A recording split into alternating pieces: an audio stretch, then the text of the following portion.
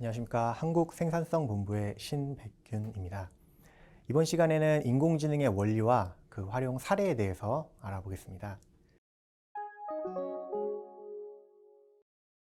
기존 프로그램은 처리 과정을 사람이 만든다고 했고요.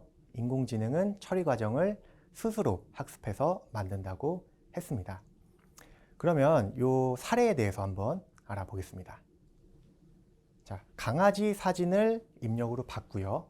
일련의 처리 과정을 거쳐서 강아지라는 결과값을 출력을 해주는 일련의 프로세스입니다.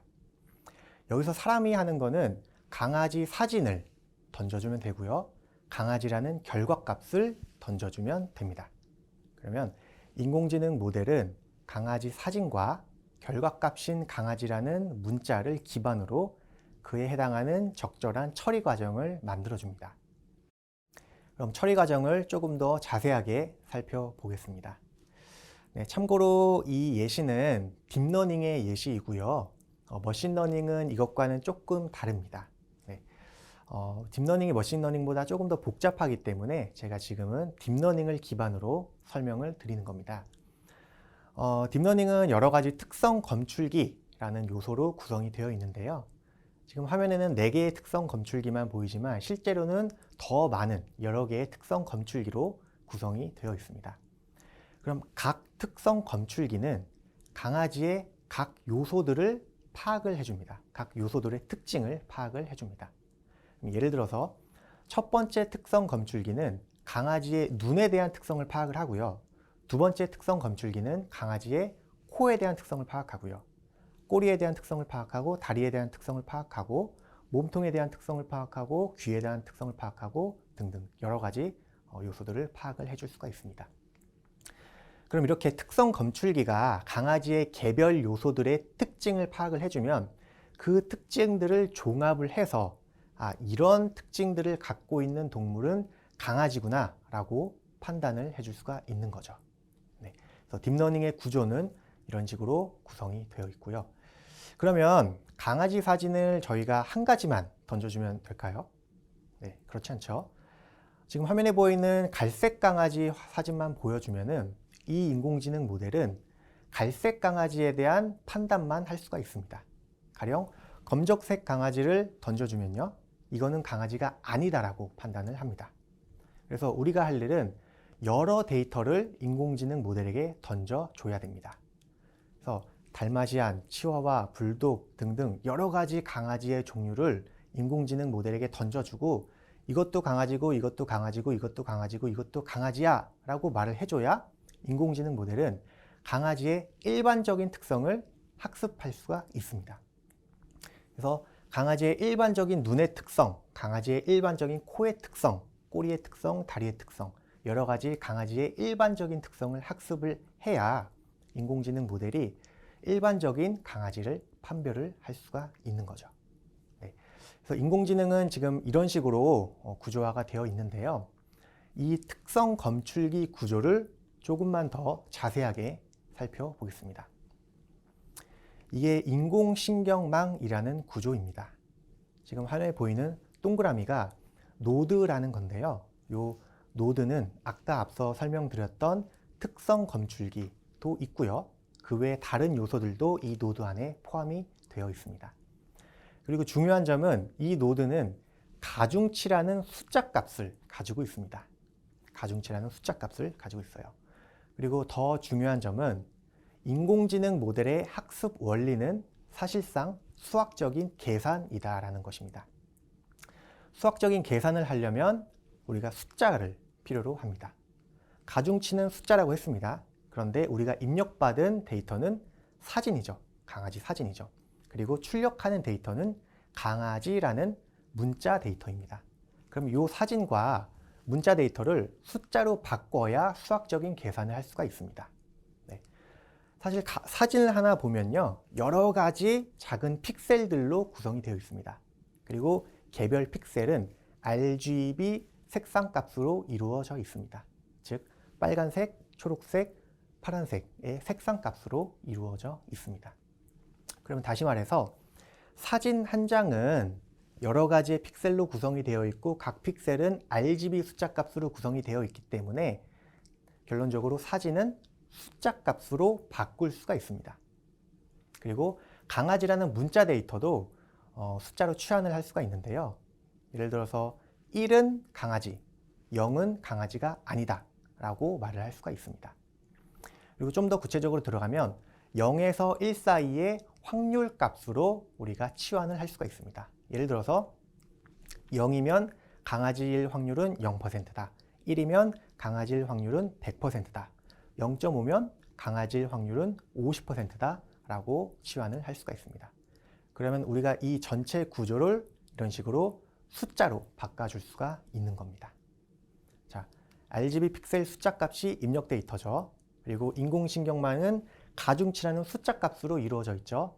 결과 데이터는 확률 값이라는 숫자 값으로 이루어져 있습니다. 모든 게 지금 다 이제 숫자입니다. 그러면 우리는 수학적인 계산을 할 수 있습니다. 앞서 말씀드렸듯이 인공지능 학습 원리는 수학적인 계산에서 비롯됩니다. 그러면 이 수학적인 계산이 어떻게 구성이 되어 있는지 제가 한번 설명을 드리겠습니다. 이게 바로 인공지능의 작동 원리의 핵심입니다. 네, 크게 어렵지 않으니까 한번 잘 들어보세요. 자, 강아지 사진을 입력으로 받았습니다.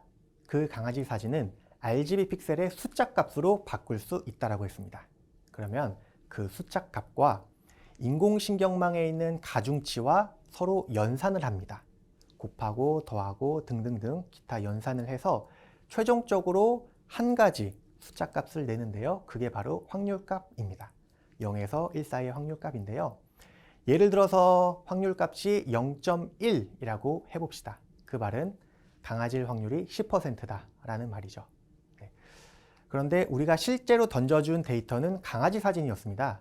그 말은 실제 확률값은 1이라는 거죠. 강아지일 확률은 100%니까요.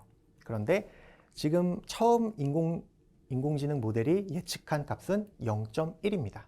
실제 값은 1이고요. 차이는 0.9죠. 그걸 바로 오차라고 하는데요.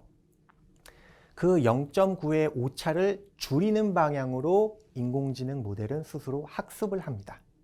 자, 오차가 0.9였죠. 그러면 오차를 줄이는 방향으로 가중치를 다시 업데이트를 합니다. 첫 번째 업데이트가 이루어졌고요. 그 다음에 우리는 두 번째 강아지 사진을 다시 줍니다.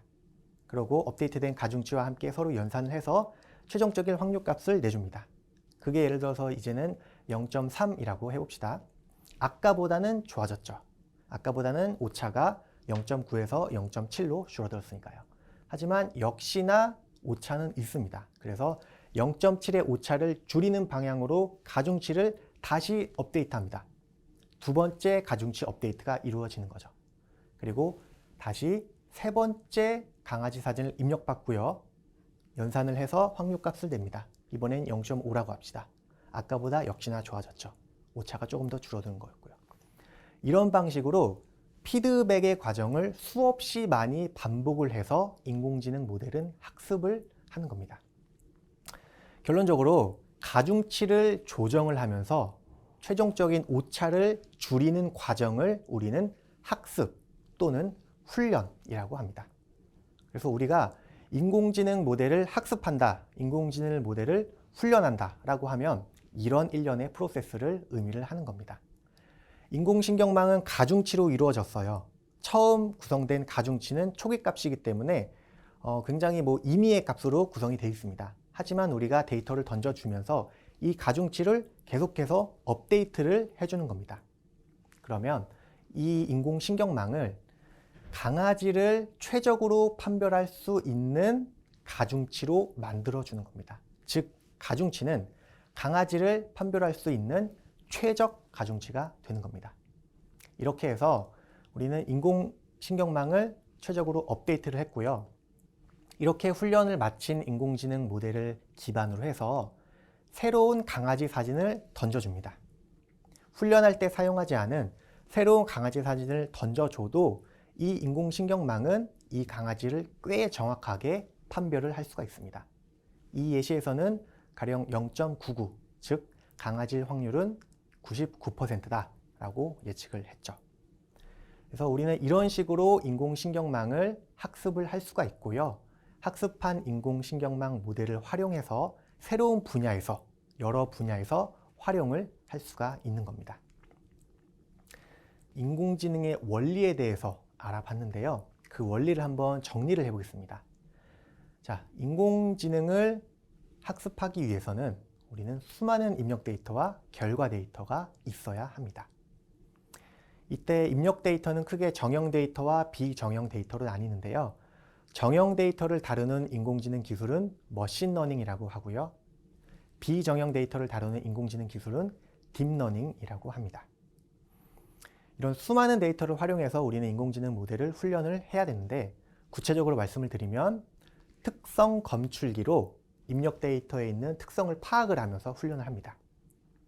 더 구체적으로 설명을 드리면 인공신경망에 있는 가중치를 조정하면서 예측값과 실제값의 차이, 즉 오차를 줄여나가는 방식으로 학습을 할 수가 있습니다. 이렇게 훈련을 마친 인공지능 모델을 활용해서 여러 분야에서 활용을 할 수가 있는 거죠. 이게 인공지능의 작동 원리입니다. 자, 그러면 지금까지 인공지능의 작동 원리에 대해서 알아봤는데요. 그럼 실제로 이런 인공지능을 활용해서 어떻게 실생활 문제를 풀 수 있는지 그 활용 사례에 대해서 한번 알아보겠습니다. 자, 여기 설명드리는 사례는 제가 곧 출간할 머신러닝, 딥러닝 문제 해결 전략이라는 책에 수록된 예제이고요. 물론 이 책 제목은 가제이기 때문에 조금 바뀔 수는 있습니다. 그리고 지금 앞서 말씀드린 두 가지는 머신러닝의 예이고요. 앞에서 이제 다음에 말씀드릴 세 가지는 딥러닝의 예시입니다. 먼저 첫 번째로 자전거 대여의 수요를 예측하는데 머신러닝 기술을 활용을 할 수가 있습니다. 네, 이거는 워싱턴 DC에 있는 자전거 무인 대여 시스템의 사례인데요. 워싱턴 DC에 있는 자전거 무인 대여 시스템에 있는 과거 기록을 기반으로 우리는 향후에 자전거가 얼마나 대여를 할지, 사람들이 자전거를 얼마나 대여를 할지 그 수요를 예측을 할 수가 있습니다. 이때 필요한 데이터는 대여 날짜, 시간, 요일, 계절, 날씨, 온도, 습도, 풍속 등등 여러 가지 데이터가 있고요. 그런 여러 데이터를 기반으로 해서 나중에 자전거 대여 수량이 얼마나 될지를 우리는 예측을 할 수가 있습니다. 그리고 두 번째는 안전 운전자를 예측하는데도 머신러닝을 활용을 할 수가 있습니다. 이거는 브라질 보험사 예시인데요. 브라질 보험사에서 제공한 고객 데이터를 기반으로 해서 해당 운전자가 보험을 청구할 확률이 얼마나 되는지를 예측을 할 수가 있습니다. 그래서 입력 데이터로는 비식별화된 고객 데이터입니다. 이제 고객 데이터는 개인정보이기 때문에 일부러 비식별화를 한 거고요. 이렇게 비식별화를 하더라도 우리는 머신러닝 모델을 학습을 해서 각 운전자별로 보험을 청구할 확률을 예측을 할 수가 있는 겁니다. 다음으로는 딥러닝의 활용 사례입니다. 네, 이 세 가지는 딥러닝의 사례이고요. 우선 첫 번째는 항공사진 내에서 선인장을 식별하는데 딥러닝을 활용을 할 수가 있습니다. 이거는 멕시코에 있는 자연보여구역 자율감시 프로젝트라는 사례입니다. 멕시코에는 드넓은 자연보여구역이 있는데요. 그 자연보여구역에서 어떤 부분에 선인장이 있는지를 식별을 해야 된다고 합니다. 자연보호를 하기 위해서요. 근데 그 드넓은 자연보호구역을 사람이 일일이 돌아다니면서 파악하기는 쉽지가 않습니다. 시간도 돈도 많이 드니까요. 그래서 멕시코에서는 드론과 인공지능 기술을 결합을 했습니다. 드론이 날아다니면서 자연보호구역의 항공사진을 찍습니다. 그런 다음에 그 사진들을 인공지능에게 전달해 줍니다. 그러면 인공지능 모델은 그 사진을 기반으로 어떤 부분에 선인장이 있는지를 식별을 해낼 수가 있습니다. 그러면 자연보호구역 전체를 기반으로 해서 어떤 부분에 선인장이 있는지를 식별을 할 수 있고, 그런 방식으로 자연보호구역을 자율 감시를 할 수 있다는 거죠. 그래서 이때 필요한 입력 데이터는 항공사진이고요. 예측해야 되는 값은 선인장이 있는지 여부입니다. 네. 그리고 이제 두 번째는 의학 쪽에서 활용을 할 수가 있는 사례입니다. 흉부 X선 기반으로 폐렴을 진단을 할 수가 있는데요. 우리가 병원에 가면 흉부 X선을 찍죠. 그러면 그 X선을 의사분들께서 보시고 폐렴이 걸렸는지 그렇지 않은지를 진단을 합니다. 그런데 이런 진단을 인공지능이 대신할 수가 있습니다. 흉부 X선을 보고 정상인의 흉부 X선인지 폐렴에 걸린 사람의 흉부 X선인지를 인공지능이 스스로 학습해서 판별을 할 수가 있다는 거죠. 그럼 이런 인공지능 기술을 병원에 있는 시스템과 융합을 하면은 조금 더 효율적이고 더 빠르게 진단을 할 수가 있겠죠. 네, 이런 방식으로 딥러닝을 활용을 할 수가 있습니다. 이때 필요한 입력 데이터는 당연히 흉부 X선 이미지일 테고요. 예측해야 되는 값은 폐렴 진단 여부입니다. 네. 그리고 마지막 사례는 병든 잎사귀를 식별할 수 있는 사례입니다. 이거는 미국에 있는 사과나무 과수원의 사례인데요. 역시나 앞서 선인장 사례에 설명드렸던 것과 마찬가지로 미국의 사과나무 과수원은 워낙 넓기 때문에 그 넓은 과수원을 사람이 일일이 돌아다니면서 어떤 나무가 건강하고 어떤 나무가 병에 들었는지를 파악하기가 너무 어렵다는 겁니다. 그래서 우리는 인공지능 모델을 활용해서 어떤 사과나무 잎사귀가 병에 걸렸는지를 식별을 해줄 수가 있습니다. 그래서 이때 필요한 거는 역시나 사과나무 잎사귀의 사진이고요. 예측해야 되는 값은 여러 질병 여부입니다. 네. 이런 식으로 우리는 머신러닝, 딥러닝을 활용을 해서 실생활 문제를 풀 수가 있고요. 실제로 이 이외에도 여러 가지 인공지능 활용 사례들이 있습니다. 네. 이번 시간에는 인공지능의 작동 원리와 그 활용 사례에 대해서 알아봤습니다.